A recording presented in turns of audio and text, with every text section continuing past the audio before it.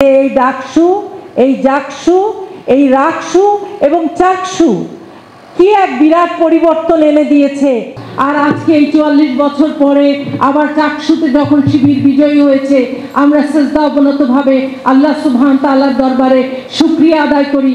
বিগত ফ্যাসিবাদের শাসন আমলে আমরা দেখেছি তারা এই শাসন ব্যবস্থায় একটি ন্যারেটিভ তৈরি করেছে। মুক্তিযুদ্ধের চেতনা বা মুক্তিযুদ্ধের তথাকথিত যে বিশ্বাস, তাদের যে বিশ্বাস, সেটি তৈরি করার জন্য, সেই মন মানসিকতা তৈরি করার জন্য সেই ফ্যাসিবাদী শাসন ব্যবস্থায় সমগ্র তরুণ প্রজন্মকে তাদের চিন্তা চেতনাকে পরিবর্তন করার জন্য একটি নতুন ভাষণ তারা তৈরি করেছিল। আমরা সবাই জানি, আমি যেহেতু নিজে অনার্স মাস্টার্স ইন্টারমিডিয়েট লেভেলে 32 বছর শিক্ষকতার সাথে জড়িত ছিলাম, তারা মুক্তিযুদ্ধের ইতিহাস নামে একদম টপ টু লেভেল সর্বপর্যায়ে একটি বিষয়কে অন্তর্ভুক্ত করে এটি বাধ্যতামূলক করে দিয়েছিল। আমি আমাদের আগের ভাইয়ের বক্তব্যের সাথে বলতে চাই সংযুক্ত করে, কিন্তু তারা এই জেনজিদের মতকে পরিবর্তন করে, তাদের মগজকে ধুলাই করে, এই ব্রেন ওয়াশ করে যে মিথ্যা চেতনা বিক্রির ব্যবসা শুরু করেছিল, তাদের সেই চেতনা বিক্রির ব্যবসা এবং তাদের সেই চেতনা দিয়ে মগজ পরিবর্তনের কার্যকরতা সম্পূর্ণরূপে ব্যর্থ হয়েছে।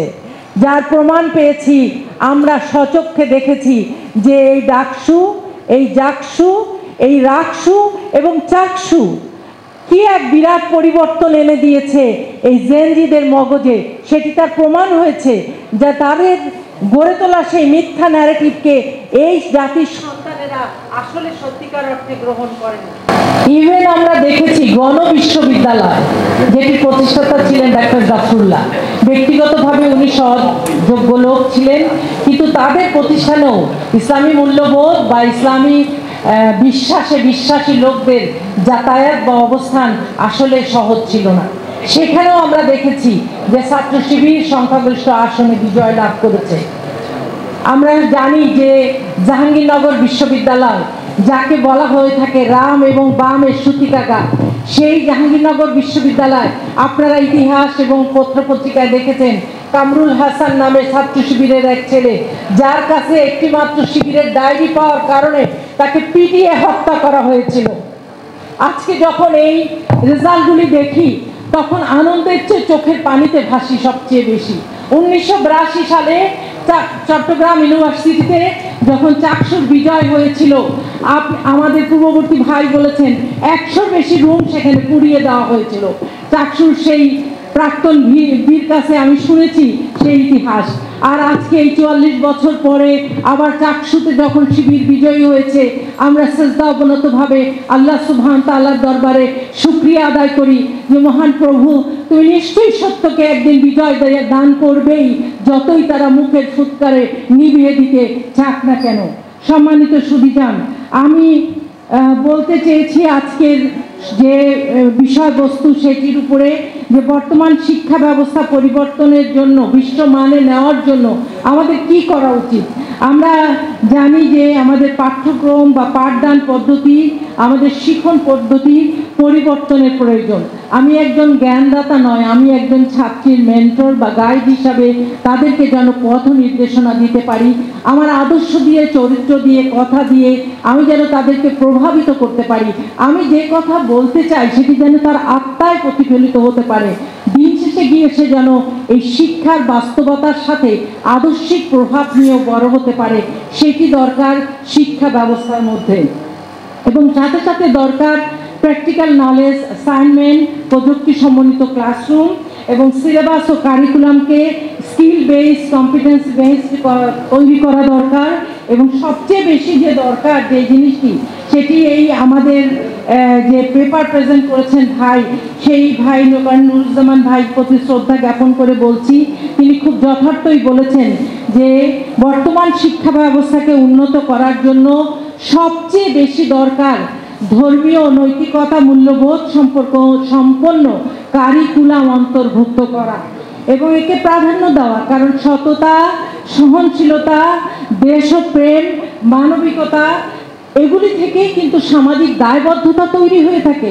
যতই আমরা বলেছি যে ছাত্রলীগ হচ্ছে দেশপ্রেমের সবচেয়ে বড় সার্টিফিকেটধারী শক্তি, যতই তারা বলেছে যে এই দেশকে স্বাধীনতা রক্ষার ক্ষেত্রে তারা সবচেয়ে বড় ভূমিকা অর্জন করেছে, কিন্তু আমরা দেখেছি তারা এই দেশকে রেখে পালিয়ে গিয়ে ভারতে আশ্রয় গ্রহণ করেছে।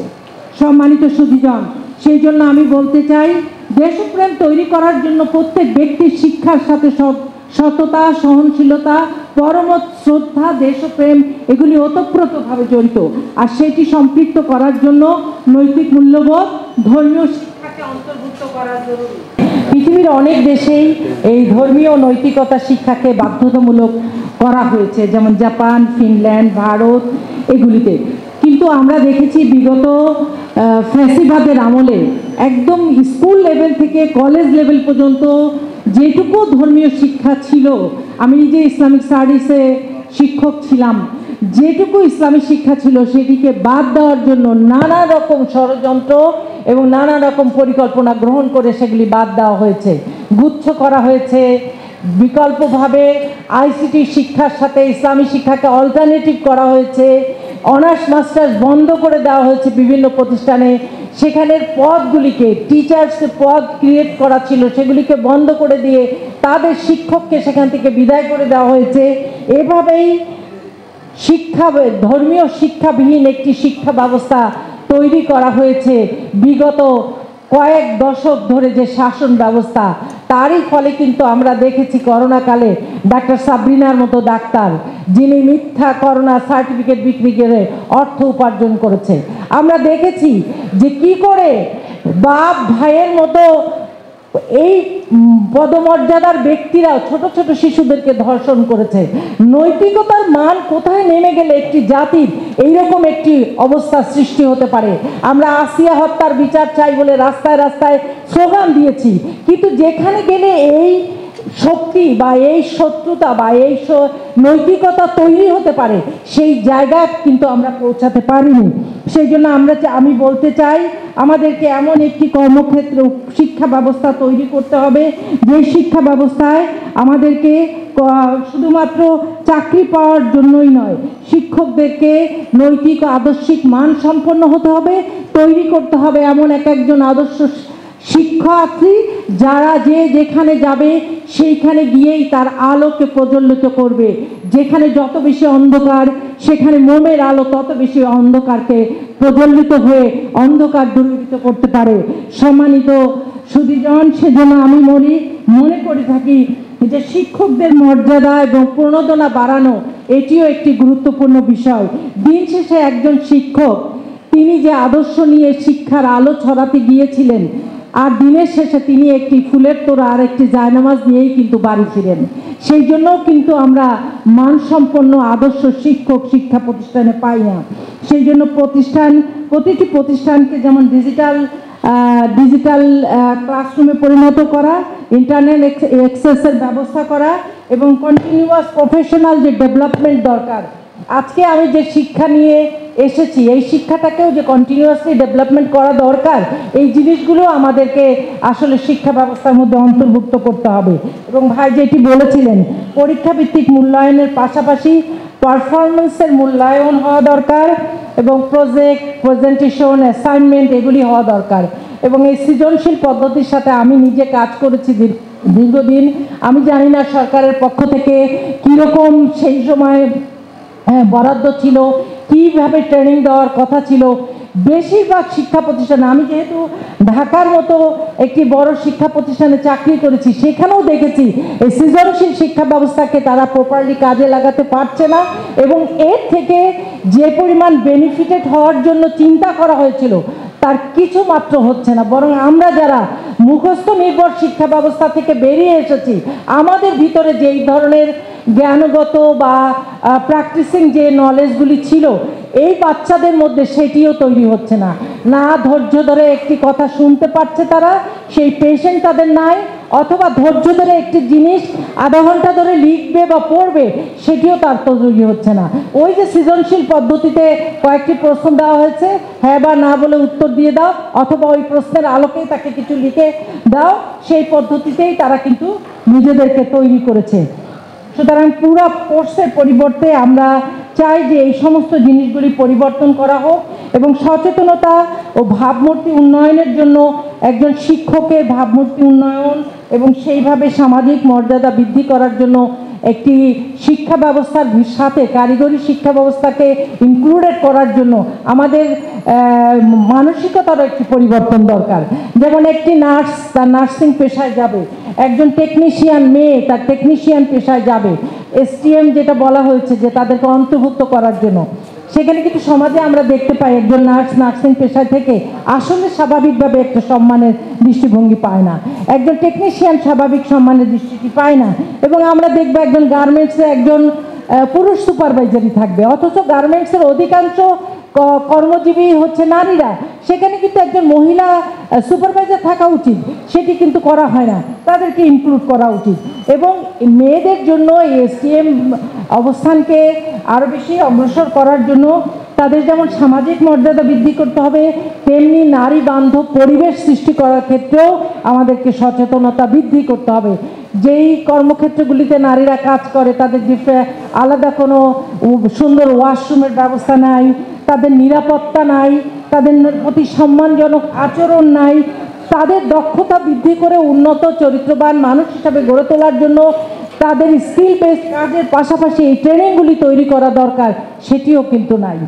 সম্মানিত সুধীজন, আপনাদের কাছে তাই আমি আহ্বান জানাচ্ছি যে এই বাংলাদেশকে যদি পরিবর্তন করতে চাই, তাহলে দক্ষতা উন্নয়ন, কারিগরি প্রশিক্ষণ, এই সকল কিছুর সাথে সবচেয়ে বেশি প্রয়োজন হচ্ছে ধর্মীয় ও নৈতিক মূল্যবোধ তৈরি করা। একজন ডাক্তার চাই, কিন্তু তাকে একজন আল্লাহ ভীরু ডাক্তার চাই আমরা। একজন টেকনিশিয়ান ইঞ্জিনিয়ার চাই, কিন্তু একজন আল্লাহ ভীরু ইঞ্জিনিয়ার চাই, যার ভুলের কারণে রানা প্লাজার মতো ধসের সৃষ্টি হবে না, জীবন দিবে না হাজার হাজার লোকেরা। সেই রকম একটি বাংলাদেশ গড়ার জন্য আমাদের একটি ধর্মীয় মূল্যবোধ টপ টু বটম পর্যন্ত শিক্ষা ব্যবস্থার অন্তর্ভুক্ত করে আখেরাতমুখী শিক্ষা ব্যবস্থা তৈরি করা দরকার, যাতে দুনিয়াকে যেমন সে সার্ভ করবে, তেমনি আখেরাতের ভয়ে দুনিয়ার দক্ষতাকে প্রপারলি কাজে লাগার জন্য সে চেষ্টা করবে। আসলে শিক্ষাই হলো একটি জাতি গঠনের সবচেয়ে বেশি গুরুত্বপূর্ণ উপাদান। আমরা বলতে পারি শিক্ষা একটি জাতির দর্শন, শিক্ষা একটি জাতির মূল্যবোধ তৈরি করে, একটি জাতির চিন্তাধারার ভিত্তি গঠন করে থাকে এবং শিক্ষা জাতির একইভাবে দৃষ্টিভঙ্গি পরিবর্তনের ক্ষেত্রেও ভূমিকা রেখে থাকে। অথচ আমরা লক্ষ্য করেছি এই স্বাধীন বাংলাদেশে এই খাতে কোনো সরকারের পক্ষ থেকে পর্যাপ্ত বরাদ্দ ছিল না এবং বেসরকারি খাতেও তারা সেবামূলক বা দক্ষতা উন্নয়নমূলক কাজে বিনিয়োগের চাইতে মুনাফা অর্জনমূলক প্রতিষ্ঠানের ক্ষেত্রে এই বিনিয়োগে অগ্রাধিকার দিয়েছেন বলেই শিক্ষা উন্নয়ন বা শিক্ষার মান উন্নয়নের ক্ষেত্রে আমরা তেমন উল্লেখযোগ্য কোনো বিনিয়োগ বা ফলাফল লাভ করতে পারিনি। সকলকে ধন্যবাদ আমার কথা শোনার জন্য। আসসালামু আলাইকুম ওয়া রাহমাতুল্লাহ।